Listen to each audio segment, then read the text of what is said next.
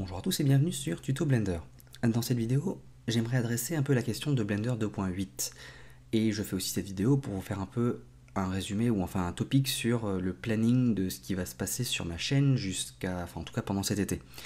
Je sais que je suis pas du genre à faire beaucoup de vidéos, de vlogs entre guillemets comme ça, ou de vidéos dans lesquelles je parle d'un point dans le temps en particulier, parce que dans ce cas-là, cette vidéo, si elle est vue dans 5 ans, elle a plus d'intérêt entre guillemets.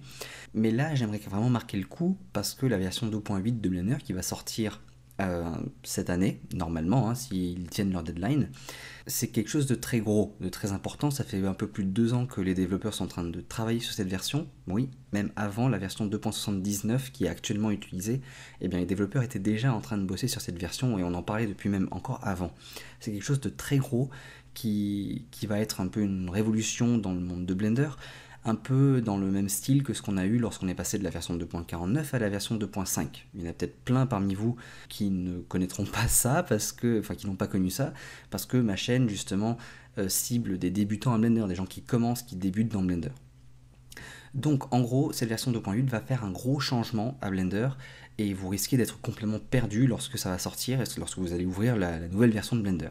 Donc d'ici là, en tout cas, normalement, les développeurs ont arrêté une date depuis même plusieurs mois où ils espèrent sortir une version un peu bêta qui sera plus stable que ce qu'ils ont actuellement. Parce qu'actuellement, si on veut trouver la version 2.8 de Blender, il faut aller sur le site de Blender, donc téléchargement, mais aller tout en bas dans le cutting edge, là où en fait il nous marque avec une phrase un peu marrante. Rappelez-vous, un grand pouvoir implique de grandes responsabilités.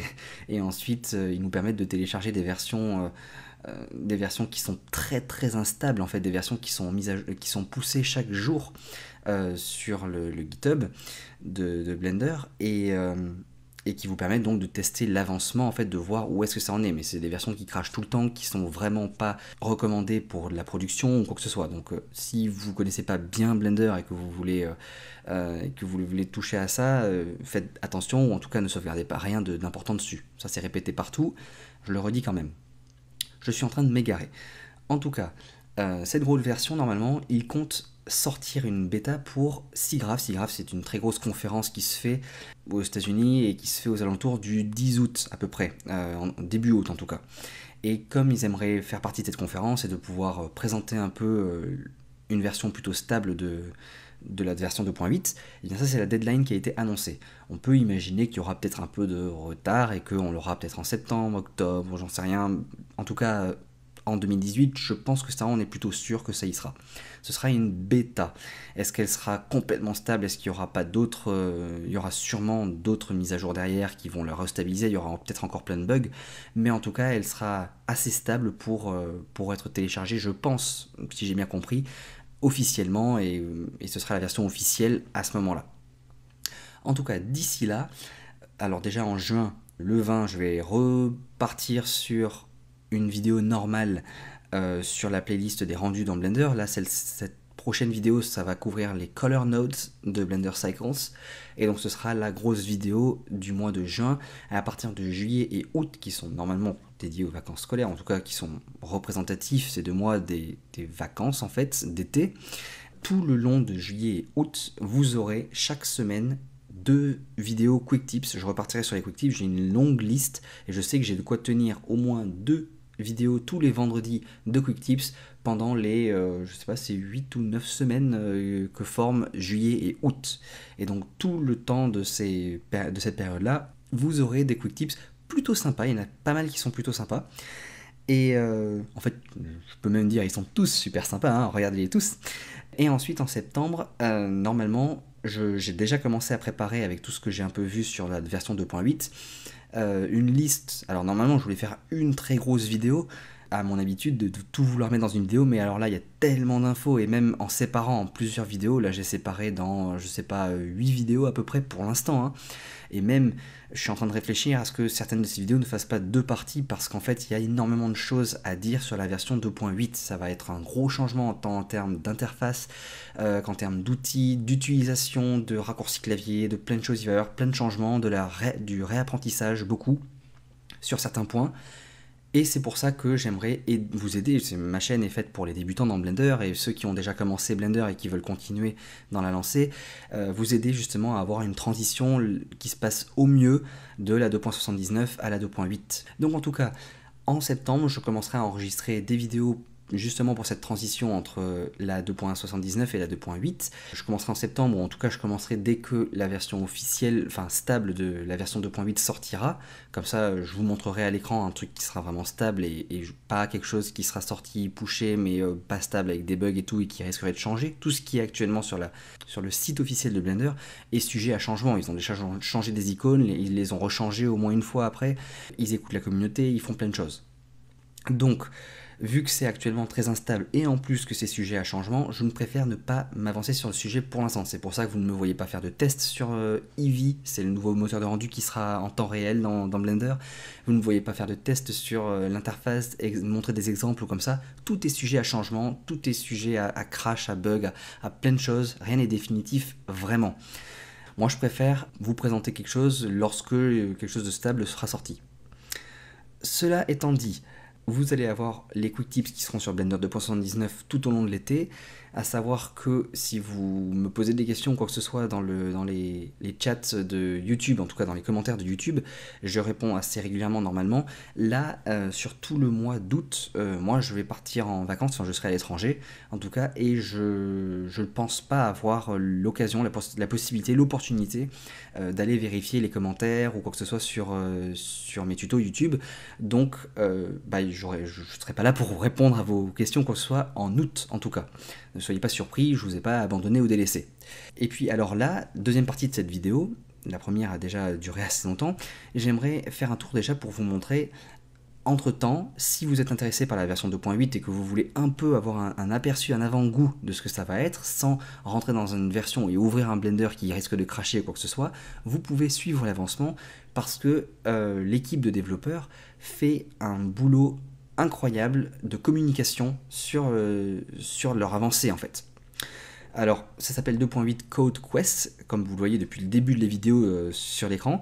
Le Code Quest, c'est une sorte de projet qu'ils ont lancé de crowdfunding aussi. Ils ont demandé la participation des internautes et de la communauté en vendant leur petite fusée USB qui était ici, et en fait en vendant ces clés USB qui étaient d'ailleurs vachement chères, eh bien les gens ont pu participer financièrement à la réalisation d'un projet où en fait tous les développeurs qui développent Blender, il y en a à Blender Foundation, mais il y en a qui sont répartis un peu partout dans le monde. Et alors là, en termes de communication, ils perdaient du temps, ils perdaient en communication, en qualité de communication.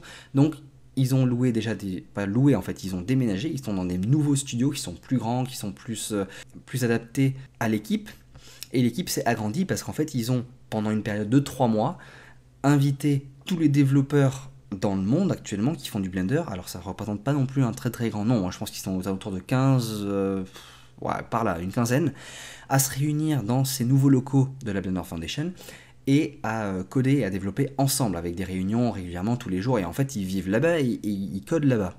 Donc ça a boosté le développement de Blender. Tout Blender 2.8 ne va pas être développé dans ces 3 mois de Code Quest, mais au moins il y a des gros points importants qui sont regardés.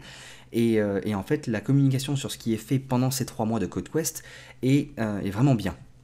Donc, où est-ce que vous allez pour récupérer ces informations-là? Alors, dans Google, vous pouvez déjà aller taper, alors c'est dans mes recherches ici, blenderdeveloper.org. Donc si je clique là-dedans, alors c'est pas .org en fait, c'est le blog. Donc si vous cliquez pas .org, mais si vous dites Blender Developer Blog, le deuxième qui est ici, boum, vous allez tomber sur cette page-là, qui ressemble un peu avec un thème dark, sombre, un peu à la Blender, et des lignes de code au fond, et qui va dans l'ordre, alors ça c'est l'article, le post le plus récent, et plus on descend comme ça, plus on va dans des posts plus anciens. Et en fait, on parle de différentes évolutions de Blender, plus en détail. Donc là, on voit qu'il y a des modifications au niveau des collections et des groupes. Alors si vous voulez savoir ce que c'est, je pense qu'il y a un blog encore plus ancien qui parle de ce que c'est que les collections et les groupes. Ils vont changer l'outliner, ça va être fusionné avec les layers qu'on avait, les render layers, les groupes, plein de choses. Bref, il y a plein de choses à voir. Au niveau de l'interface, les nouvelles icônes qu'on va avoir. et pourquoi ça a été mis en place comme ça, quelles sont les décisions prises et les problèmes qu'ils ont trouvés, les solutions qu'ils veulent y apporter. Tout ça, ils en parlent là-dedans. Alors bien sûr, toutes les informations que vous allez pouvoir récupérer sur Internet actuellement, c'est de l'anglais. Donc il faut s'accrocher à l'anglais. Actuellement, il y a que ça. Vous pouvez aussi aller sur le Blender Developer, la chaîne YouTube Blender Developer qui est ici et qui est tenue à jour régulièrement par, donc toutes les semaines en fait, par, comment il s'appelle, Pablo Vasquez. Alors que vous aimiez sa tête ou non, ben, il y sera sur ses vidéos. Et en fait, même si on n'aime pas trop la personne, en tout cas les vidéos qu'il fait lui bah, démontrent bien en fait les avancées de Blender. On y apprend des choses plutôt intéressantes. Donc allez-y, je vous conseille justement ce Code Quest Logs qui est ici et qui fait, vous voyez, il y a plein de vidéos. Il en fait au moins une ou deux par semaine, même si des fois c'est juste pour vous dire que les petites fusées ont été envoyées aux gens. Il y a plein de fois où en fait il parle de sujets assez importants sur l'évolution de Blender et ce que ça apporte.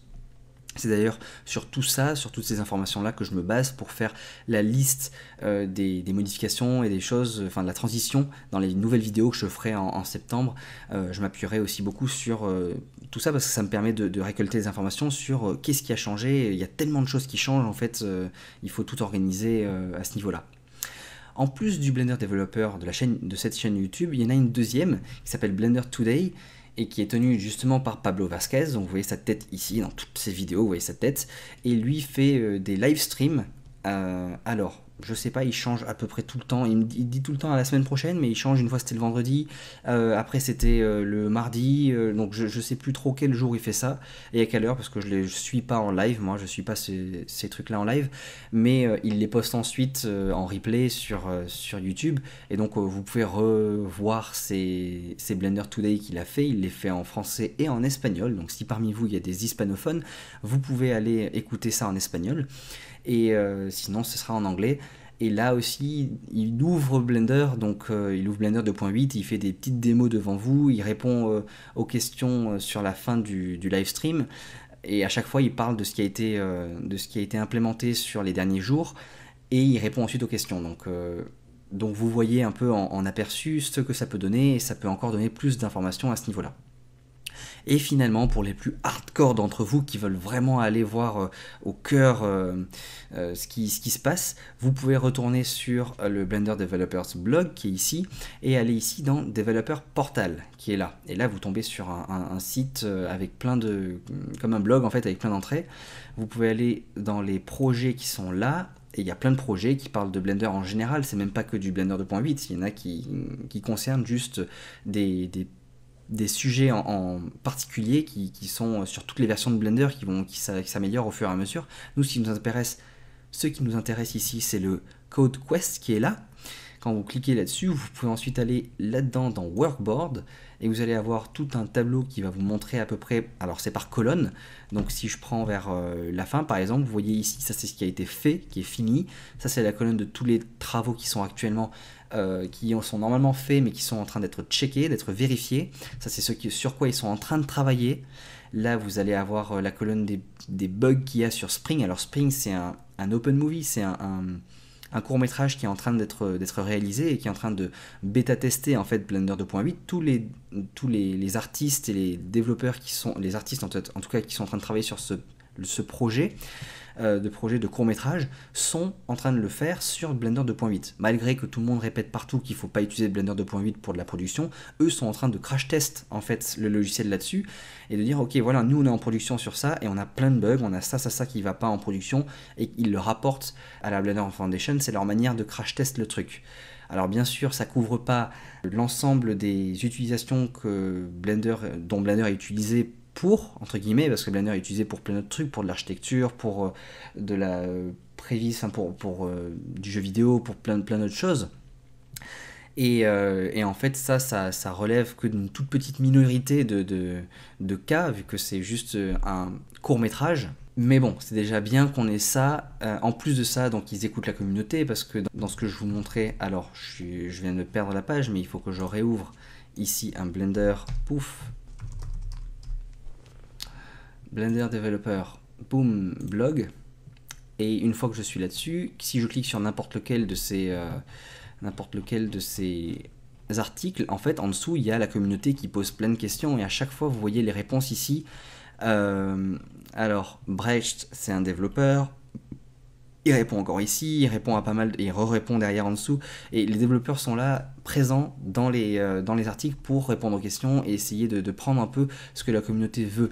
Et un très bon exemple pour ça, c'était par exemple lorsqu'ils ont parlé des toolbars et les widgets, enfin en tout cas les nouvelles icônes. Ils ont présenté plein de types d'icônes qui sont ici, qui aujourd'hui ne sont plus les mêmes parce qu'en fait dans les commentaires, vous voyez le scroll ici qui est très très petit, les commentaires ont duré énormément, sont très longs, il y a énormément de commentaires qui ont été faits et plusieurs fois les gens ont répété que bah non mais ça va pas parce que tel truc et ça a été revu et les nouvelles icônes qu'ils ont mis en place ont été revues en tenant compte de ce que la communauté disait. Ça c'est un des exemples qui montre qu'ils sont quand même à l'écoute de la communauté, ce qui est pas mal. Et voilà, donc c'est par colonne. Et ensuite, vous allez cliquer. Si je vois par exemple, alors vous voyez les images de ceux qui sont en train de. Ce sur quoi travaille le développeur. Alors là, c'est William Reinisch, par exemple, qui travaille sur Blend 2.8 Industry Keymap, Standard Keymap. Donc ça va être un Keymap. Donc c'est la carte en fait du clavier en termes de raccourci clavier. Mais ils vont en faire une qui sera standard au niveau de l'industrie. Ça veut dire que si je clique là-dessus, on va cliquer directement, on va aller voir. Vous voyez, ils vont récupérer pour chaque logiciel de 3D, les grands logiciels comme 3ds Max, Maya, Cinema 4D, Modo, tout ça. Ils vont prendre chacun des outils, dire par exemple, ok, bon alors pour zoomer, ce logiciel utilise Ctrl Alt machin, celui-là utilise ça. En moyenne, bah, c'est le Alt clic droit qui est utilisé le plus. Donc, eh bien, dans ce keymap, enfin dans cette carte des raccourcis, on utilisera le Alt clic droit. Je vous rassure, ce keymap, si vous êtes déjà habitué au raccourci clavier de Blender, ne sera pas celui par défaut. Mais si jamais vous êtes un artiste qui passe sur Blender, mais qui a déjà passé une dizaine, voire une vingtaine d'années sur Max, par exemple, 3ds Max, et qui passe sur Blender, il doit réapprendre tous les raccourcis clavier pour que ça s'adapte sur Blender et tout, alors qu'il en connaît déjà plein, il a ses habitudes, il a sa manière de poser ses doigts sur le clavier, de faire ça, il sait que ces outils sont des outils qui sont utilisés tout le temps en 3D en fait, donc pour se déplacer, pour faire un extrude, un inset, un loop cut, tout ça, ce sont des outils qui existent dans d'autres soft 3D, et si lui, le inset, il a toujours l'habitude de le faire avec I, et bien pourquoi est-ce que dans Blender, il changerait sur notre raccourci? Donc il peut switcher sur ce keymap, sur cette carte en fait de clavier, de raccourci clavier, et en fait il sera moins déboussolé et il n'aura pas à réapprendre ses raccourcis clavier. Donc ça ne concerne pas tout le monde, mais ça c'est un des trucs sur lesquels les développeurs sont en train de travailler. Et donc vous pouvez aller dessus, cliquer, enfin voir tout ce qu'il y a là. Si vous avez un compte Blender, enfin si vous créez un compte, vous pourriez venir ici pour participer, mettre des commentaires, proposer des choses et encore une fois essayer de faire valoir votre avis. Mais si jamais vous n'avez pas déjà, je sais pas combien d'années d'expérience en industrie ou que, enfin, vous connaissez pas bien Blender et tout, bah, je vous déconseille de venir mettre des suggestions si jamais vous ne connaissez pas très bien le sujet, parce que là par contre c'est vraiment les développeurs qui viennent et qui regardent ça pour travailler sérieusement dessus quoi. Et c'est leur outil de travail aussi. Voilà, je pense avoir fait à peu près le tour de tout ça. Si je reviens ici, donc voilà, vous en avez plein, vous pouvez sélectionner celui que vous voulez. Il va y avoir aussi des changements, je le vois ici sur la map, enfin la carte de raccourci clavier de Blender par défaut, donc il y aura certains raccourcis clavier à réapprendre, mais c'est pour le mieux en général. Tout ça je vous en reparlerai lorsque je ferai des vidéos de transition de la 2.77 à la 2.8. En attendant, j'espère que tout ceci va vous intéresser, que vous allez peut-être un peu aller regarder ici et là ce qui se fait, surtout sur les vidéos, hein, dans le Developers Blog ici, ou alors le Blender Today, au moins pour que vous puissiez vous habituer en fait à la nouvelle interface, au moins via des vidéos, et que ce soit moins un blocage lorsque vous passerez sur cette 2.8 et ce sera moins un choc de se dire « Waouh, il y a tout ça qui change » et ainsi de suite. Ça peut vous aider à faire la transition. Voilà, en tout cas moi je vous laisse ici, j'espère que cette vidéo vous a plu, et puis bah je vous dis à la prochaine, salut!